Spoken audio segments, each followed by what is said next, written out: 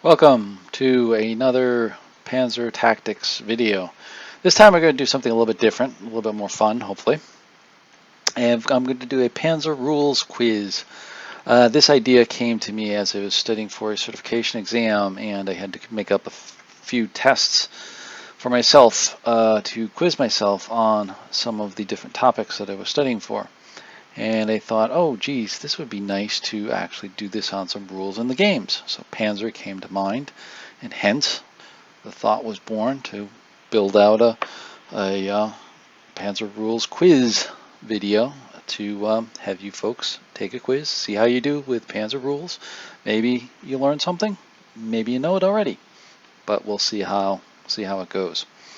So anyways, what I've done is created a 10-question quiz on Panzer, all 3 sets of rules, basic, advanced, and optional, and have created this in a format where I will show the question, give you about 15 seconds or so to think about it, maybe make a mental note, or maybe if you grab a pen and paper, make your own note, and then I'll show you the answer and you can see how you did.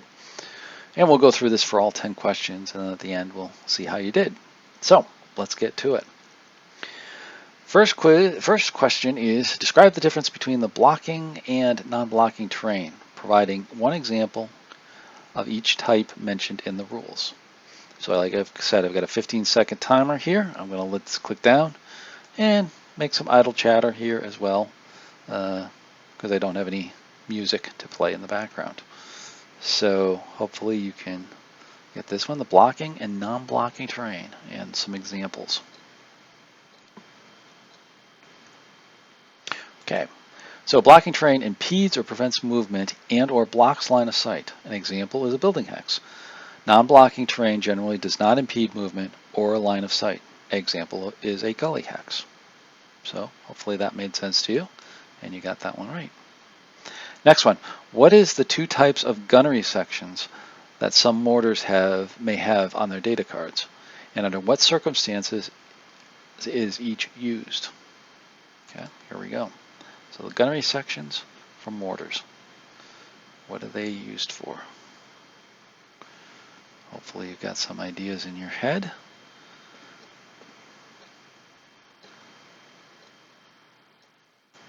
And some mortars have a GP direct fire gunnery section used when firing directly at a visible target, and a GP indirect fire section when used firing at a target that's not directly visible and requiring an observer. Okay, next one. Explain the concept of hull down for vehicles and how it affects line of sight and vulnerability. So hull down concept. Get a clue right in the name of that there if you didn't quite catch it, but most people kind of know what hull down is, but describe it in terms of Panzer. So a vehicle in hull down position is using terrain to conceal its hull, making it harder to hit, hence hull down. This typically occurs behind a crest or a hill, and the rules specify that such vehicles are hull down from all angles except rear/side and rear, or front and side if reversed into the hull down position. So hopefully that's made sense to you. Onwards to the next one. How are attached organic and unattached off-map artillery batteries differentiated in terms of their availability to observer units? So this is with off-map artillery. Hopefully you've played with that, but take a shot at thinking about what attached, organic, and unattached means to off-map artillery.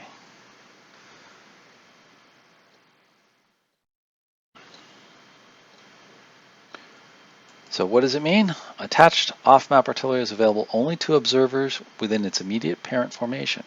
Organic off-map artillery is available to the headquarters and all subordinate formations within the highest level formation. Indirect fire, classified as organic or attached, are considered unattached to all other units outside their immediate formations. So unattached would be if we were playing with a brigade level formation within there. If you had attached artillery, off-map artillery associated with that brigade, it would not be available to another brigade that was in the game itself. So hopefully that makes sense to you. All right, next one. What is the significance of a vehicle being classified as a P type in relation to its armor and potential hit locations? Okay, so P type vehicle. What does it mean? From its armor and hit locations. Okay.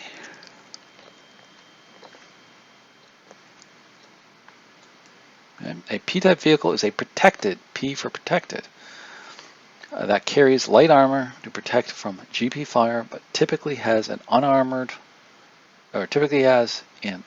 for AP fire. Often these are transports or recon units such as half-tracks and armored cars, and can be open-topped. Right, so they protect from light GP fire, but not from direct AP fire.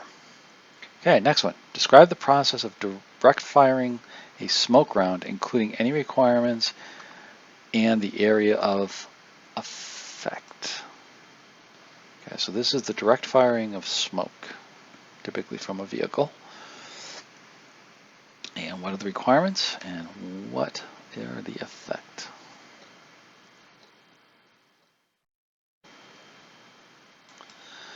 Direct fire smoke, the unit must have a fire or short halt command, announce a target hex within the line of sight, field of fire, and GP range that does not contain a friendly unit. That's important. You can't put smoke on a friendly unit. Direct fire smoke occupies a single hex. In other words, is a closed sheath. Okay. Next one. What is the three elements that comprise a leg unit's movement factor, and how do they affect the movement? So this is the movement factors that you have for leg units, not the tanks, but leg units. And how do they affect the units?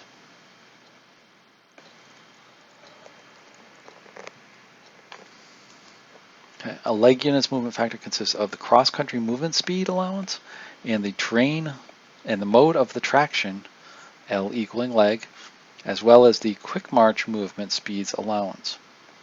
These determine how far a unit can move across the different terrains. So if you haven't played with quick march is an optional rule that gives you a little bit of a bonus, but there is a little bit of a penalty on there. So it can help a leg unit to catch up with the vehicles a little bit, but there is a penalty. So next, explain the rules regarding passenger leg units firing while being transported by a vehicle, including any modifiers that apply. Okay, so this is firing from a vehicle like a truck or a half-track or something like that. And how does that work, and what are the modifiers?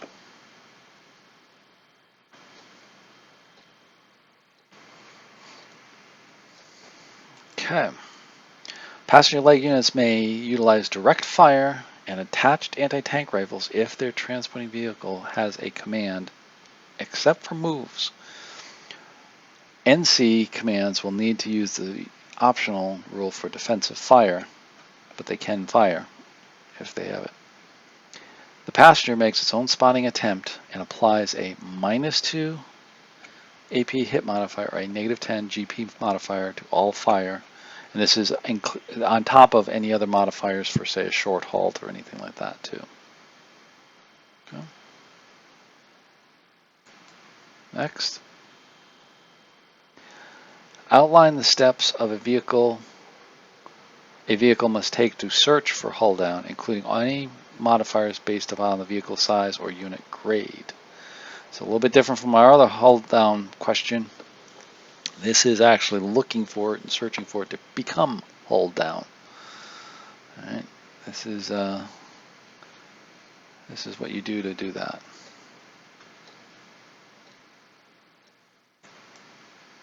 So a vehicle with a move command expends all the movement allowance in its current hex and rolls a D100. The result is modified by the vehicle size, +10 for a +2, +5 for a +1, 0 for a 0 size modifier, -5 for a -1, and a -10 for a -2. The unit grade, -10 for elite, -5 for veteran, no modifiers for season, +5 for regular, +10 for green. The -20 modifier applies to when searching for partial hold down, because remember there's a full hold down and a partial hold down, which has an effect. The result is compared to the terrain effect charts for the hold down column, and if the roll is within the range, the unit is considered to be hulled down. Okay. Next one.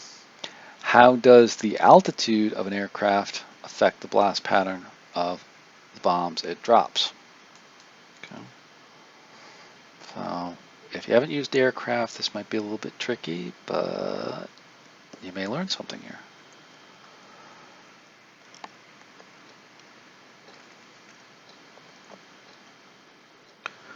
So bombs dropped from a low altitude, as well as dive bombing, affect only the target's hex. Bombs from a medium altitude affect the target hex and the next hex beside it. Bombs from a high altitude affect the target hex, the next hex, and adjacent 2 hexes. Okay. So there we have it. How'd you do? Did you survive? Did it work out for you? Let's see. Here's the scoring. If you got 8 to 10, you're a Panzer race. You're ready to lead a platoon of tanks into a Panzer battle. 7 to 5 or 5 to 7, you will get a position in a good tank, but keep studying to become a leader. 3 to 4, you'll be sent back to basic training in armor school. You just need more help. And then 0 to 2, well, you just might want to consider the infantry instead of the armor. But hopefully everybody scored high enough to become or study up to become a Panzer leader and a Panzer ace in the game. So I hopefully you enjoyed this, and I thank you for taking this quiz and sticking with it. Please like it if you did. Please comment. Let me know your comments on my quiz questions and the approach. And also subscribe if you're not a subscriber already to see my other videos, particularly the Panzer videos. Always like to see new faces on there and people viewing it. So with that, thank you for watching, and we'll see you on the next one.